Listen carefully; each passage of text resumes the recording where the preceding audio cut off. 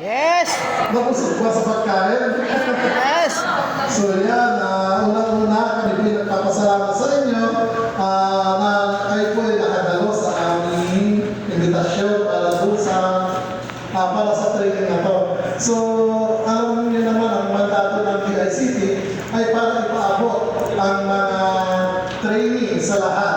So, ang tagline po ng DICT is no one left behind. So, lahat dapat matuto, lahat dapat ma-access. So, mapabata, mapamatanda, dapat marunong. So, yun lang, dapat yung mga natutunan nyo, dapat may apply natin sa inyong gawain o sa inyong trabaho. So, kami po yung nagpapasalamat at na-impart namin ang isang project ng DICT sa inyo.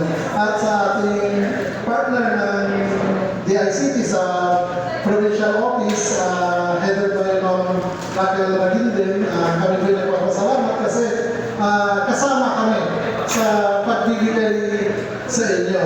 So,